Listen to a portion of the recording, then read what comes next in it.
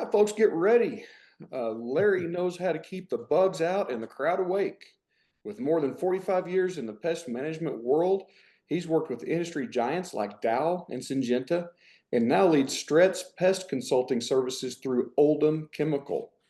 He's a board certified entomologist, a seasoned trainer, and a guy who's helped countless PMPs sharpen their skills across the South and Southwest. Now he and his wife live in Fredericksburg, Texas, which I'm a little bit jealous there. Please give a warm Texas welcome to Larry Stretz, here to show us how to keep the fight outside with effective perimeter pest control. Well, thank you very much for the introduction. I'm not sure I know who you're talking about there, but I guess it's me. It is a real honor this morning to talk on behalf of the Texas Pest Control Association and talk to everybody out there really about a review of what we're doing and what we need to continue to do in trying to keep the fight outside against all these different arthropods that you all face here in Texas and other areas in the South.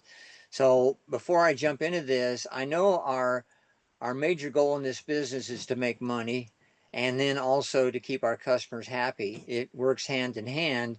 And the best way I know that we can make money, keep customers happy, is to be very effective in our outside external perimeter pest control technique. So I really want to delve into that, see if there's a few things that might be new to you, but like I said, a lot of this is going to be a review, but it's good ever so once in a while to sit back and review your techniques to find out if there's anything else we need to do to, again, satisfy our customers. So the first slide I show is just kind of paints everything. What we're trying to do is keep the perimeter pest control going on outside from these various pests getting inside.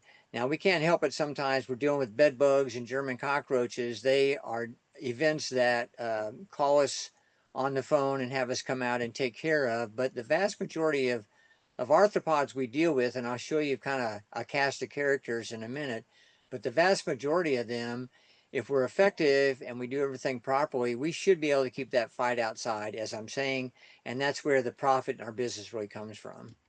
So what is perimeter pest control? Well, here's a big definition. I'll let you read this, but it's simply designed to create a barrier or a means of keeping our insects and other arthropods like spiders and scorpions, which we have here in the Fredericksburg area, from getting inside, right? And we use products that either kill them on contact or repel them, make them go away, basically. And a very effective perimeter treatment can be a combination of banded treatments based on the label of the products that we use, 2 foot up the exterior, 3 foot out, or whatever it might allow.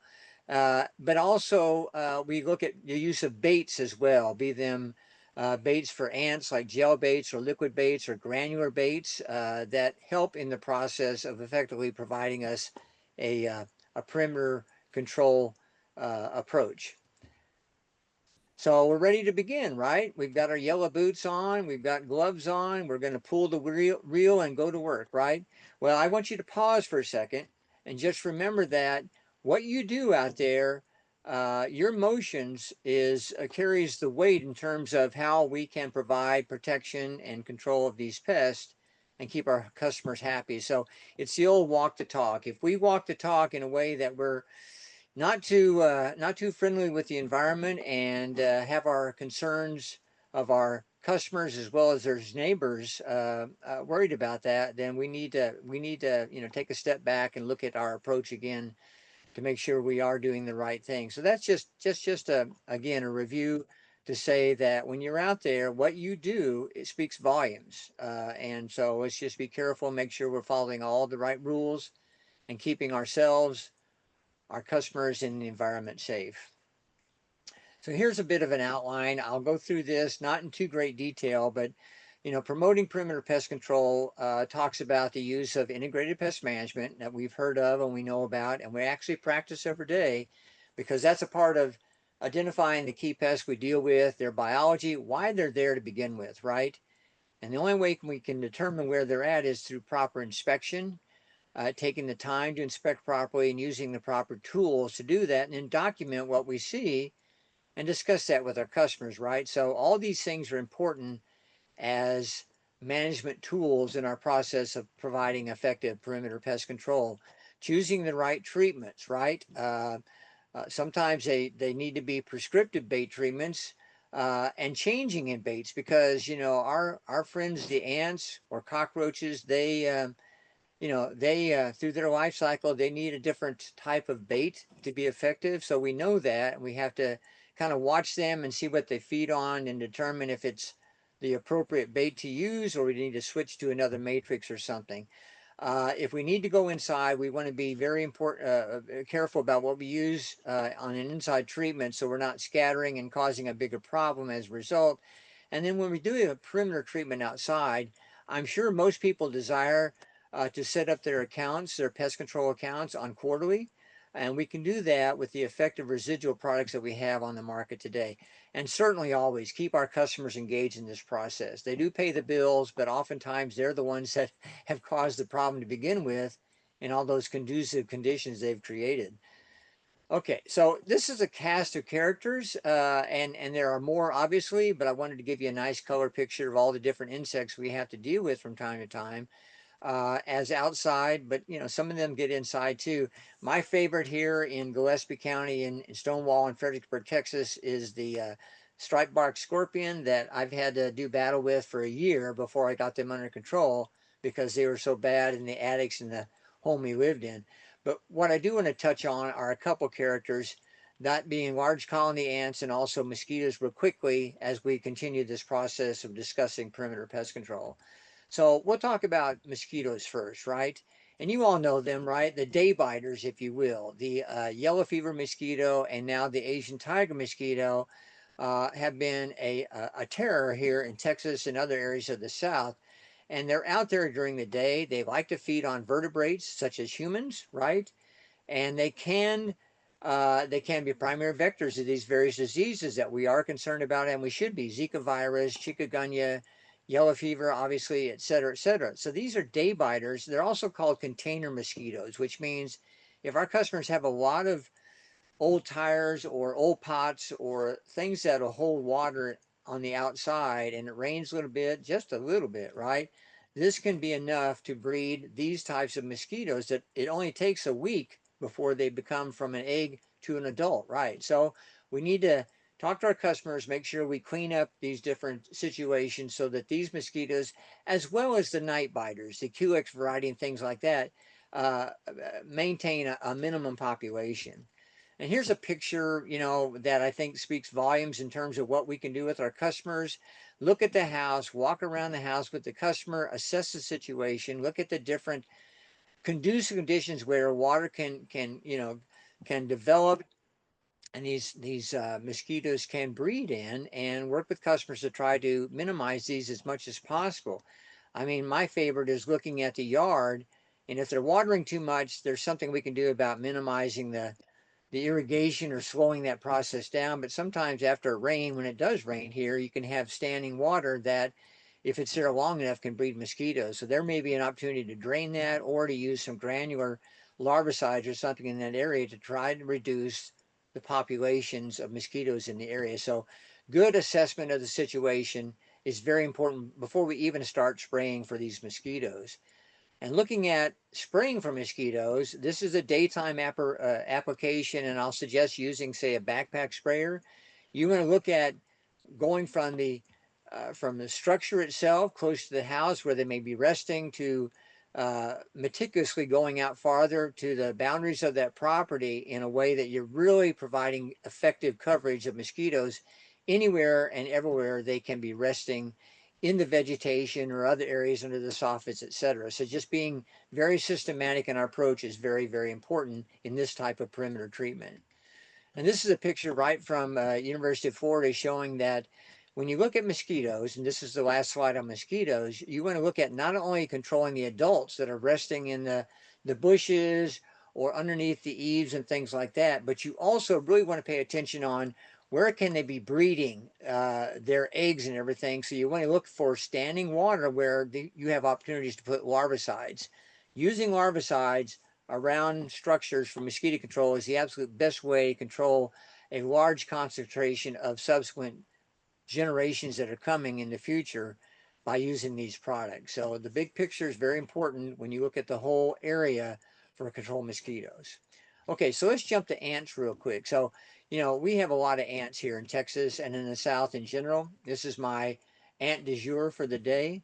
And I'm going to pick on large colony ants such as odorous house ants, Argentines, red imported fire ants, and even our new friend, the tawny crazy ant. Not in great detail, but I pick on them because these are the ones that give us a lot of challenge in terms of control, the large population ants, because they do create large populations, and they will over time, because they're so small and they're on the march all the time, try to get into structures, right? So our treatment methods for large population ants especially, really everything from liquids, sprayables to dust, baits, granular and gel, throw in the kitchen sink at them, right? Whatever is appropriate based on your assessment of the situation. Probably red imported fire ants in general, are the only large population ant that we can actually control by using baits alone. If we time our bait applications, and probably twice a year appropriately, we should be able to keep their populations in check. Whereas other colonies of large population ants, like Argentine ants here, odorous house ants here, or the tawny crazy ant, we're probably going to have to use, as I said, a variety of different methods for effective control of them long term. We do know that large population ants, because there's so many of them, require a lot of energy. And oftentimes they get that energy, the carbohydrates, from honeydew, which is a byproduct of what aphids produce, as well as scales, these insects that feed on the plant life itself. So we want to be looking for those situations too, and do what we can to try to mitigate honeydew producers from being a problem, especially around the home, because they will draw these large populations of ants as a food source. So looking at the fact that these large population ants are typically sweet feeders, you're going to be looking at gel baits and liquid baits that are suitable for those applications as well, but not as a standalone treatment. Again, for all these different types of ants, other than maybe the red imported fire ant, which would be a granular treatment.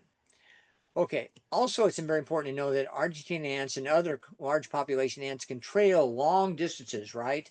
And you can see the measurements of some 50 meters from a single nest for regular sized colonies. But when you get these super colonies of these various types of ants, these measurements of trails can be measured in miles. That will keep you up at nights. So the important note here to remember is that when you look for situations where you're dealing with large population ants, look at the structure, decide where you're going to treat around the structure, then put your back on the wall and look at where these ants are coming from.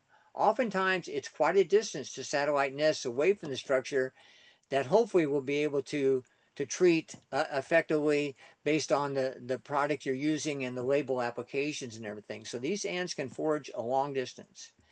Now I want to talk real quickly about tawny crazy ants, right? I don't need to bring up something that you don't already know, other than the fact that they are growing leaps and bounds in terms of the counties that they're infesting in Texas. I was talking to Dr. Bob Davis yesterday at BASF, and he's told me that now they're actually located in some 52 counties in the state of Texas.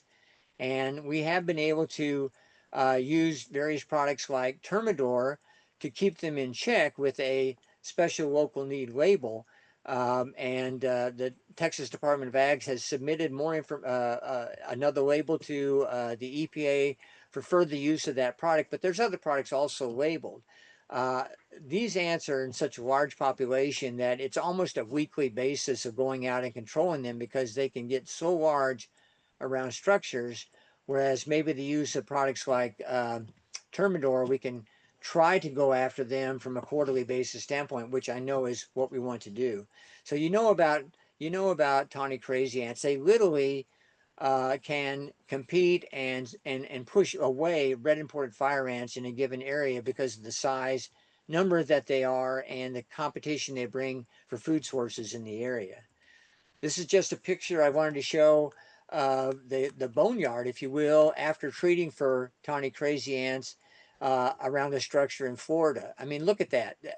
There's so many of them there that if you do a treatment around there with any type of chemical, that boneyard is going to mask that chemical where uh, additional members will be coming and again infesting that structure in a short amount of time. So as I said, uh, um, there's a good publication from A&M on tawny crazy ants, and there has been another submission for an SLN for at least fipronil for Termidor that hopefully the EPA will approve once they're back in session.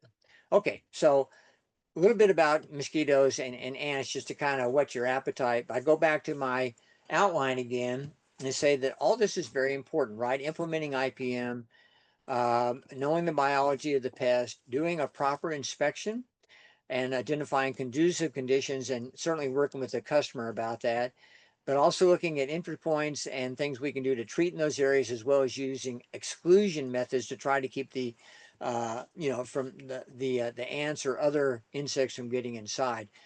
So let's go further and see what's next. So inspection, right?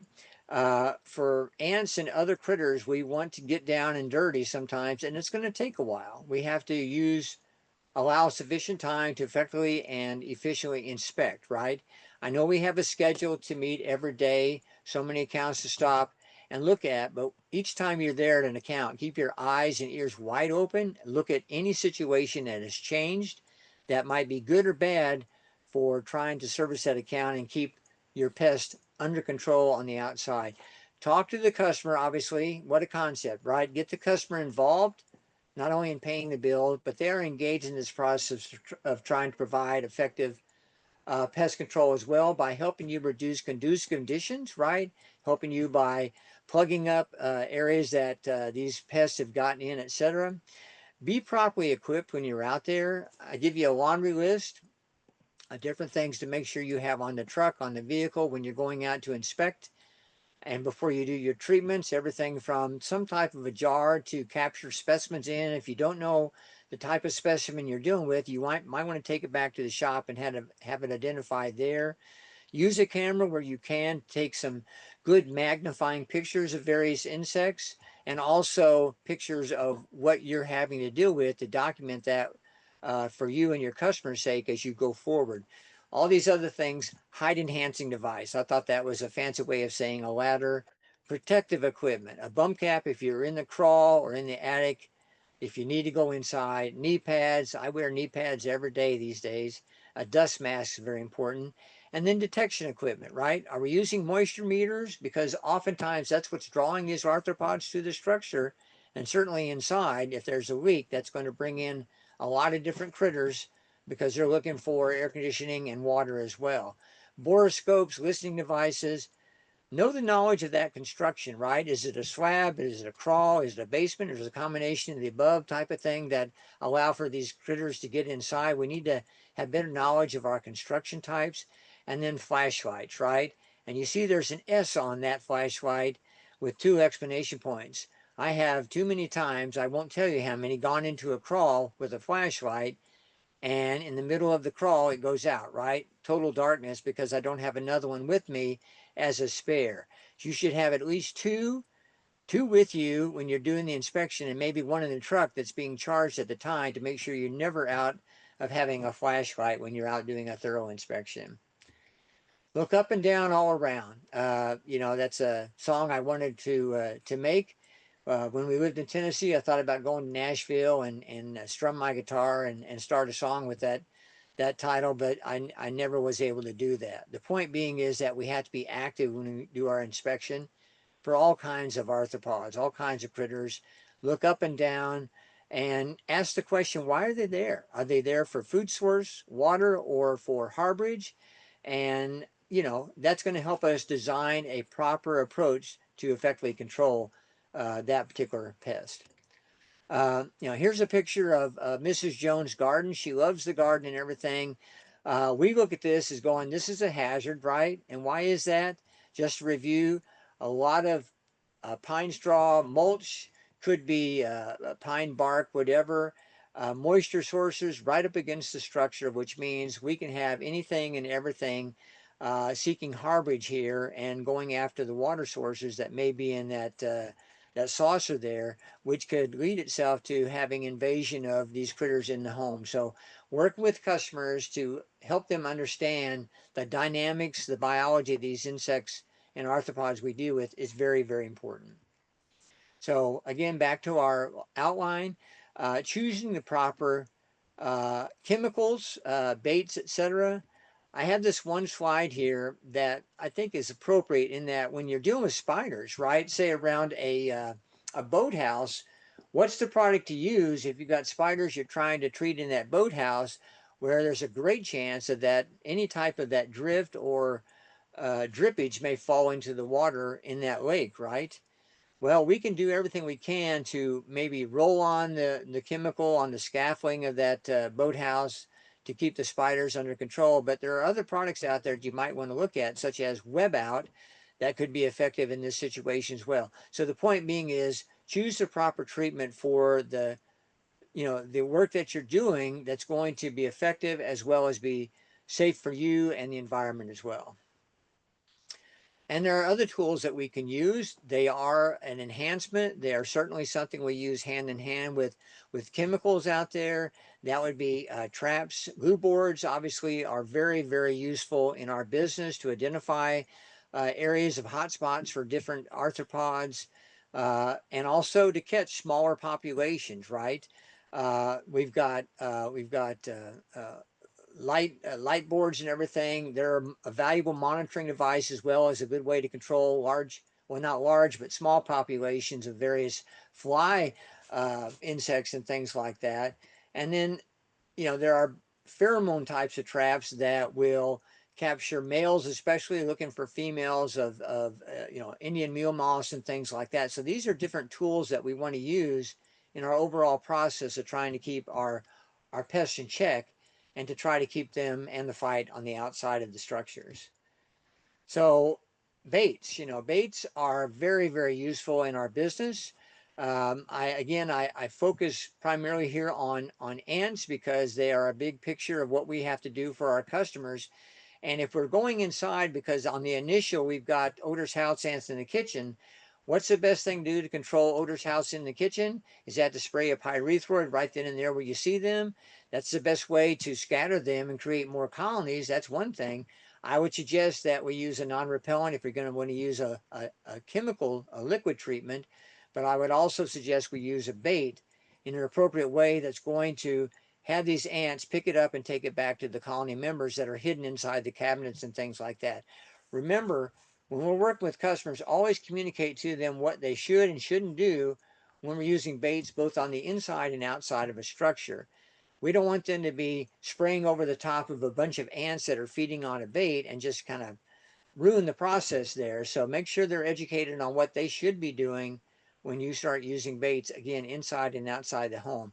If we're using baits outside, particularly gels and liquids, we know in this Texas sun, particularly now when it's so dry, they can dry out very quickly and become less palatable and ineffective. So we need to protect them, keep them in the shade or perhaps in a container of some sort like this one here to give them a longer opportunity for ants to find them, start feeding on them and taking them back to other nest mates.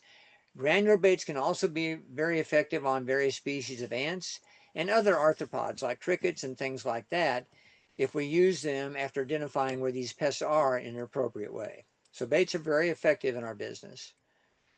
Granular treatments of baits, I like to suggest you use granulars both as a contact and a bait. The difference being a contact is obviously something that when they're in contact with the arthropod, it will control that arthropod, be it an ant, be it a cricket, whatever it might be. And then baits actually draw the arthropods away from a structure. And what I have here in this picture, maybe you've dealt with in the past, but I'll share that baits can be extremely effective if you're dealing with, say, mulch around a structure where the mulch is actually above a layer of polysheathing that they've placed down there as a barrier against weeds and things like that. If you have earwigs, if you've got millipedes, if you've got anything, cockroaches or ants that are living, seeking harborage underneath that polysheathing, we can spray all day and have lots of volumes of the chemical going out, and we're still not going to be effective. This is where you might want to use a bait in a way that would draw these arthropods out from underneath these protected areas and get them under control with your contacts that you have, not in the same area using the bait, but in a separate band away from that. When they come through, they'll be controlled by the contact as well as the bait itself. So this is one of the effective ways I've found in using baits in a situation like that around a structure. So the different types of chemicals that are, or equipment that we use for chemical treatments kind of listed here. It's not a exhaustive list, but you know, you've got your pressurized sprayer, your 1 gallon that everybody has, been around for a long time. You got your power sprayers. You got the very attractive and popular flow zones and other types of backpack sprayers that can be very effective if we use them properly. And then we've got mist blowers designed to put out mist or higher pressure sprays, especially for mosquitoes. And they can be, again, backpacks, they can be handheld, or they can be the power sprayers that you actually can hook up in the back of your truck bed and things like that. Can be very effective. So there's different types of equipment that we use. It all depends on what your needs are and how you use this equipment in terms of how effective it will be. And as we talk about using the equipment, let's talk about the proper treatment itself. I've asked people when I do what we call application academies out in the real world, we have them go out and do treatments. I ask them, so which way do you go around a structure? You know, what is your method of pulling up to a structure and doing a treatment? And some people say, well, I go clockwise. Some people go counterclockwise. What I try to get out of them as they're discussing is a method, right? To ensure that we're reducing the amount of skips that we can have around a structure. Now, oftentimes we can't do a clockwise or counterclockwise traditional treatment because of barriers, etc. But as long as we're consistent in our approach and minimizing any skips in our application, then we're going to reduce the amount of callbacks that we could possibly get if we do have skips. I like the idea if we have a lot of rock or mulch around a structure that we use a minimum of 5 gallons per 1,000 square feet. You know, and a typical home is 200 linear feet times, say, a 5-foot band of your application. So that's 1,000 square feet. 5 gallons is what you can, or say 4 gallons is what you can put in a flow zone backpack. And certainly that's a volume that can be in anybody's power sprayer that we use today as well. So volume is very important, as well as a consistent approach of doing a perimeter treatment in order to minimize skips and really provide effective control against these pests on the outside of the structure.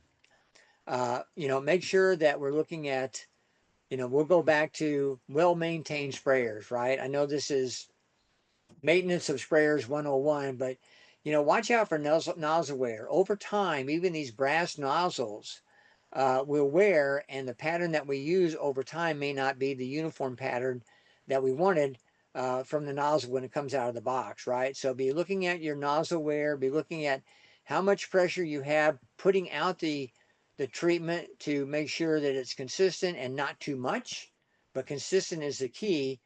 When we measure and mix our material as we're providing or developing a solution, always follow the label.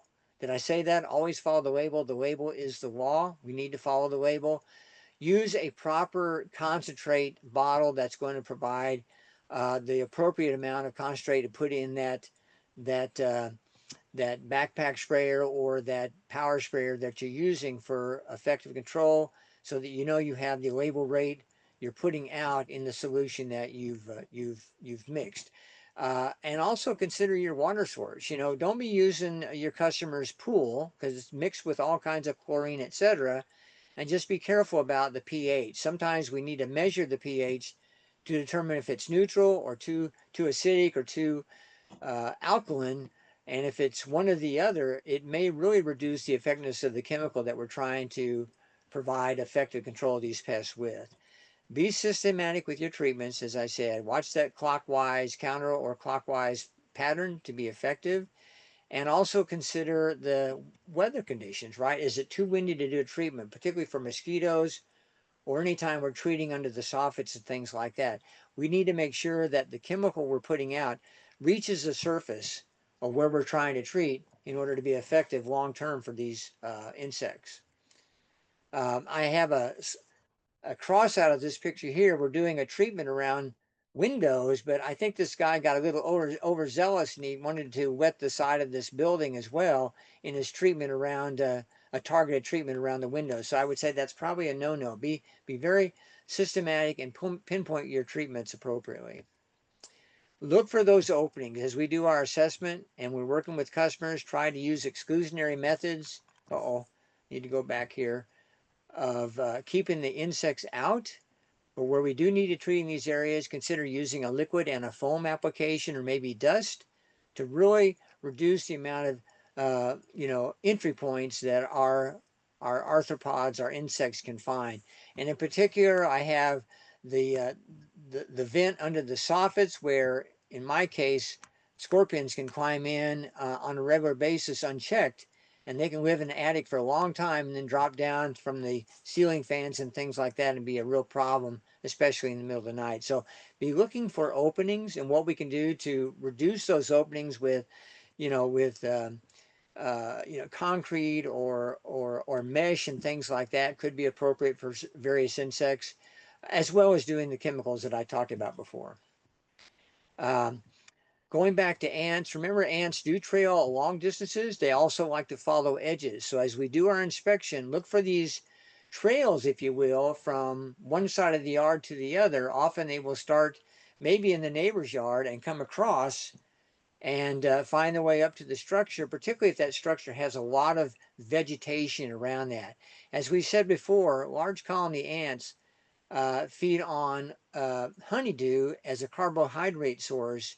And a lot of times they'll find that from aphids, scale, whiteflies, things that put off honeydew inside the bushes and things. And if they're up against the house, we're really having to do battle uphill, if you will. So be looking for edges, looking for ants in this case that are foraging these edges, and do appropriate treatment in these areas with preferably non-repellent products so that the ants can, they're social insects, share that toxicant that you've given them to other nestmates to really have an impact on the colonies.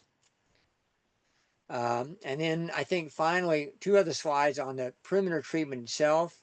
As we're looking around and trying to find where ants or other insects are getting in, don't forget the void areas, right?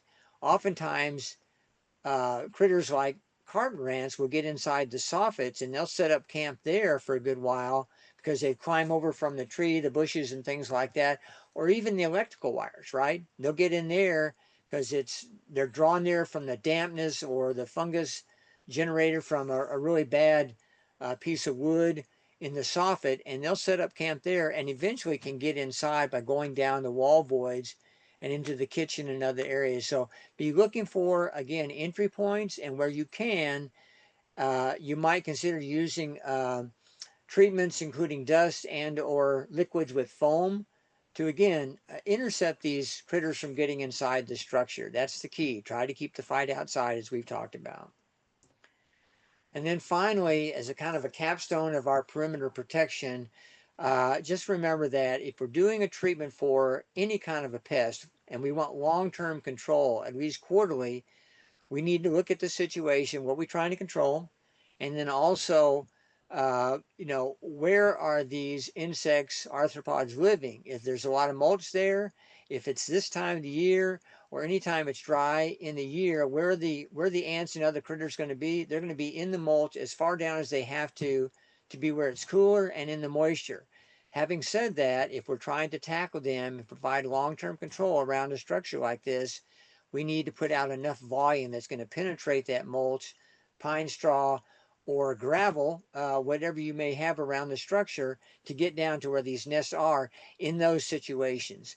Be looking for that gap too between the foundation wall and the soil that can widen when it gets really dry. That's an excellent place to be putting some of these chemicals. That's where a lot of times things like millipedes will like to seek harborage, and we can effectively control them with that application. So volume can be the key, But if you're limited in your volume, what you want to really do is make sure that your treatments are targeted based on what you know about the pest and where they may be taking harborage around that structure, which is going to be typically where there's moisture, and that's very, very important. For residual control, there are a vast number of pyrethroids that have formulations that are designed to give you long-term control. I would just ask that if you're using them, make sure you follow the label as we've said, and make sure you're using proper volume, especially doing a mulch type of treatment that I just suggested. And Microsoft or microcaps and suspended concentrate formulations can work really best to give you that residual protection with a perimeter chemical. Now, one more thing about mulch, here's a situation I just described earlier with the picture, right? If we have mulch up against the structure and it's been really, really dry around there, and you see that they do water the lawn. In this case, though, sometimes these sprinklers will water the yard, or water the wall and not the yard, creating a situation of moisture here that's going to lead to fungus as well as a lot of gravitating insects, earwigs, ants, etc. So here's a situation that we need to go back to the customer and say, fix the sprinkler, make sure it sprays the yard, not the house, and let's rake the mulch back and try to treat in those areas with the amount of volume that you need, and consider using granules in those situations to really get after the pests that have gravitated to this area. Again, if we're limited in the amount of volume that we have based on the equipment we're using, this is critically important that we identify these hot spots around structures. And this is a hot spot. And, any situation where you've got water that's flowing to the structure is building up because of a sprinkler head leaking or whatever. These are, again, areas that you really need to treat with your applications. So again, granulars can be very important. This picture might describe what I was trying to explain earlier. If we're using baits and contact granules, or baits, granules, and say contact liquids, we don't want to contaminate the bait. Excuse me, the bait.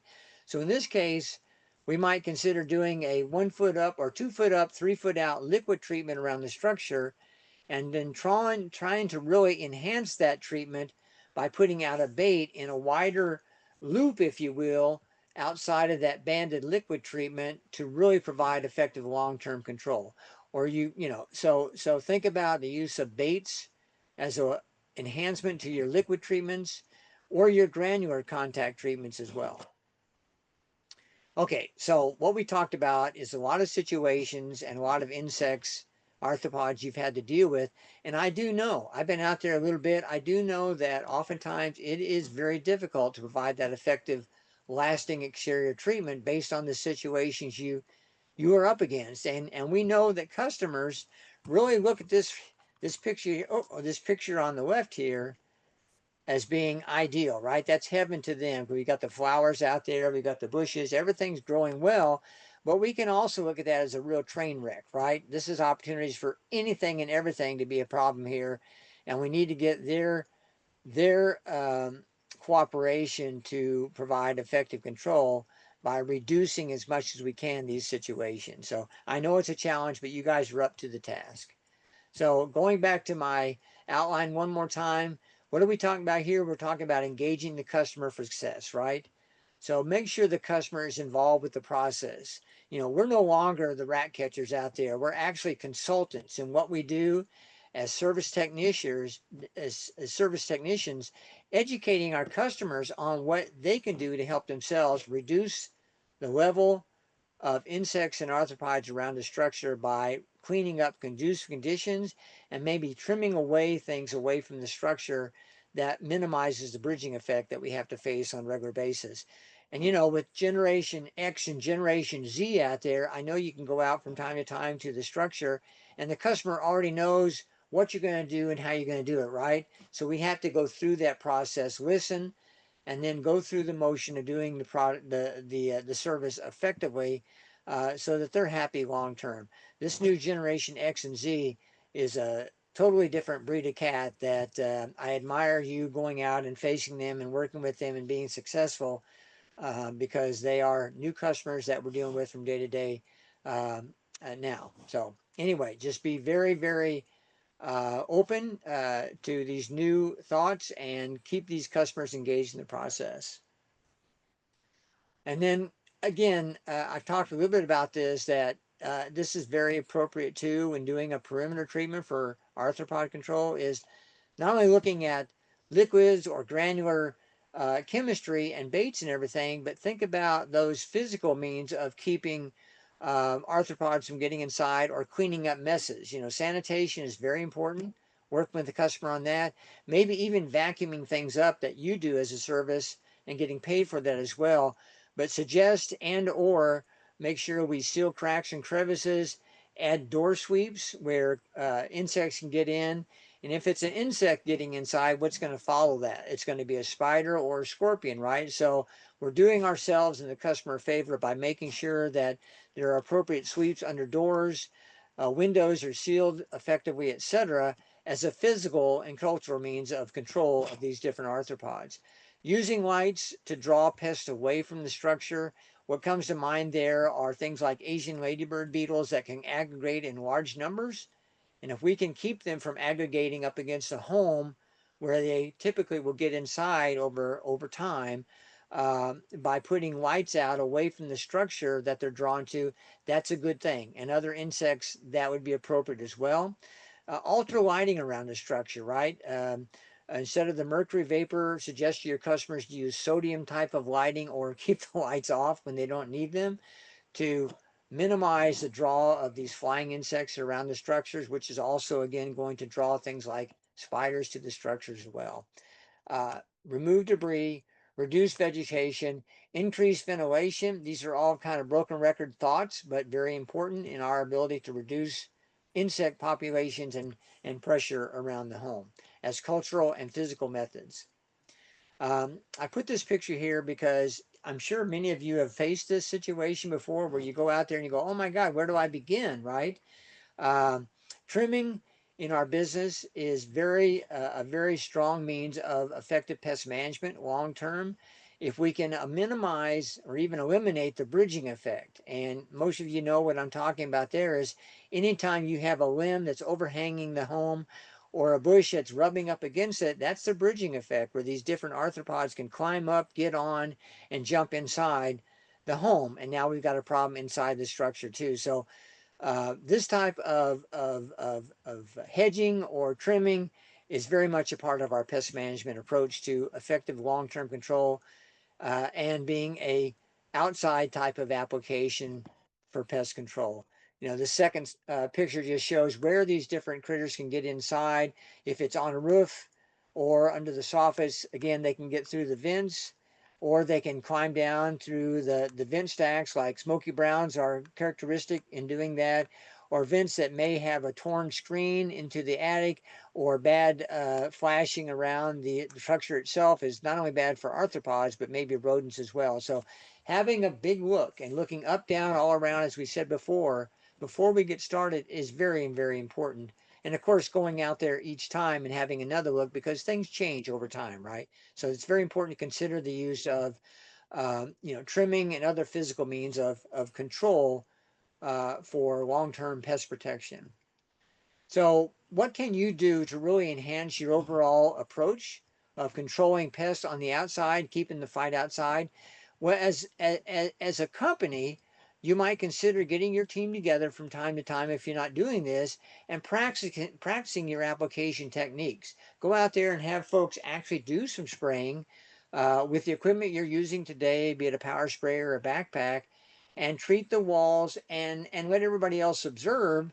See what volume you're putting out based on what you feel is important, and everybody coming together and getting educated on that. Know the difference between a contact and a systemic product. And we use systemic products, going back to the honeydew producers, as an effective way of reducing their populations, whereby that will probably reduce the amount of ants we have that are drawn to the structure and the honeydew. So using systemic products to control insects that will feed on the plant and reduce the honeydew producing material as a result, can be very useful, especially for large colony ant control. Just using these products properly is very important. Follow the label. and then demonstrate granular treatments with the contact or a bait we described before in situations where we've got, the poly sheeting underneath the mulch. Bait's probably appropriate there to pull out the arthropods, or where you have a lot of traffic around a structure where maybe a granular would be more effective than a liquid, because granules can be effective in getting down to the mulch, even more so in situations than a liquid, unless you're putting out a lot of volume in that application. And then a couple other things to consider is, what are the ants feeding on? What do we need to change in terms of bait based on the critter we're dealing with? But ants, we know, are notorious for changing their appetite based on their life cycle. Are they feeding on a sweet-based matrix? Do they need protein or some type of a lipid to, store, because they're producing eggs, etc.? So think about what you're going to use, not only in the active ingredient, but in the matrix itself, by observing, looking at the ants in this case, finding out if they take your bait, and if not, go back and use something else. And when we put bait outside, again, make sure we protect that to give it long-term effectiveness by putting it into a bait box, and perhaps putting that box behind the shade of this ivy, especially in the hot Texas sun that we have to deal with here in the summer or even in the fall.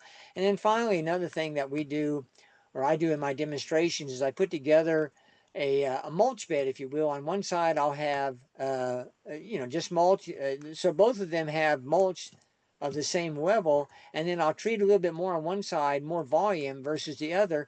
And here's the result. What you see is, you see where actually the volume has actually gone through to where the target pest may be seeking harborage underneath that.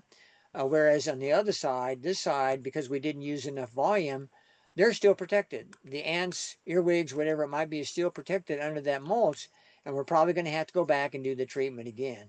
In this case, we used different pieces of paper that will change the color if they're in contact with water, to really give it a revealing um, look at your application. So things that you might consider doing as a team to help demonstrate, and everybody working together to learn more and be more productive on their perimeter treatments on their routes.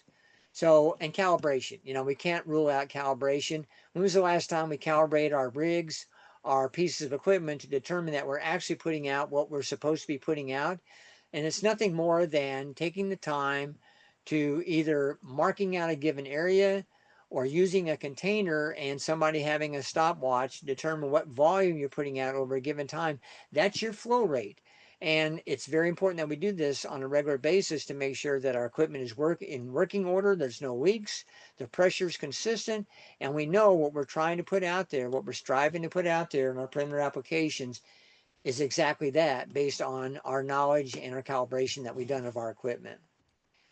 And again, I've said, watch for nozzle wear. Even normal nozzle wear will lead to patterns that are inconsistent and not what we want. So, just be careful of that. Check your nozzles on all your equipment on a regular basis to make sure that they're putting out the appropriate pattern that we're trying to achieve, especially for things like spiders. We need good coverage of spiders on the outside of a home, around the soffits and things like that, for effective control. Okay, wrapping things up, why do we do perimeter treatments? Well, it's a great question, Larry. Why do we do that? I think it's all listed here. We want to keep the fight outside, right? Keep the pests from invading the structure, keep our customers happy, reduce our callbacks, right? Uh, Eliminate alternate food sources. Use baits. They do work better if we don't have all these other sources that are created by conducive conditions. Baits are definitely going to work better because they'll attract our pests even more so. And this is going to overall reduce the need for indoor treatments. And bottom line is, customers prefer this. You have the ability to be at that account on a regular basis and stay on production, because you don't need to work with the customer and get the key to get inside, et cetera, et cetera. We know this, right? We want to be productive, and we certainly want to be profitable, and we want to service our accounts so that they continue to be our customers long term. And that's why we can do this with effective perimeter treatments. So wrapping things up, do allow enough time to inspect. I know time is key in our business. We've got a route to run. We've got so many accounts to stop and see on a regular basis, but keep your eyes wide open. Look every time you're there, even not only on the initial, but each time you're there, because situations can change, right? set proper expectations with customers. If we set low expectations and we achieve them even higher than we said we would, that's a great deal. Um, but just make sure whatever expectations that are set, that the customer is involved with that process as well. Outline what the customer's responsibilities are. There you are, concept, right? Well, Mrs. Jones, if you want me to effectively control these spiders, et cetera, help me by reducing these conducive conditions. You and Mr. Jones can come out during the weekend and clean these things up. Let's air out this area so that we can reduce the pressure from these arthropods long term from being a problem. Be careful on our applications. That goes without saying. Follow the label. Wear the proper PPE, which again stands for personal protection equipment, each and every time we're out there. I always like to go a little bit more than I need to just to reduce that exposure, especially if I'm spraying overhead the soffits or doing mosquito work. I want to make sure I'm protected against the chemicals long term. So wear proper PPE. Calibrate your equipment. We've talked about, make sure it's putting out what you want it to put out, and adopt these proven IPM methods as part of the overall approach we're taking for effective perimeter pest control. In other words, don't be general in our applications. You know, that word general pest control has kind of been ruled out because we are more targeted, more specific. We're more customer focused, right, in our approach, and we need to be because they want us to be. And even though Mrs. Jones may not be outside looking, standing by you or shoulder to shoulder with you out there, they may be looking out the window. Nowadays, you know, it's difficult to make ends meet sometimes because meat is expensive, right? So they want to know that your service out there is a very good investment and you're walking the talk by providing that effective long-term control is the key to that long-term trust and long-term relationship and contract with your customers going forward. So a little bit about I work as I've mentioned, I work for Oldham Chemical as a contractor now, been in the business a long time. But to talk to you about a little bit about Oldham Chemical, this is not a new distributor that you've just learned about. Oldham Chemical has been around since 1966 when Millard Oldham actually established the company in Memphis, Tennessee, and they are very much associated with the South. But we are looking at moving more and more into the Texas area now that I've moved into the Stonewall Fredericksburg area as a distributor representative for Oldham Chemical. What Oldham specializes in is in customized application equipment. We can make the chemical equipment you need. If you need a power sprayer of any sort in any type of shape and size, we can work with you on that. They've got factories with people on the line to help develop these things. They're in Memphis, and we can work with you on these things. We have all the other type of equipment you can buy from everybody else as well as the chemicals.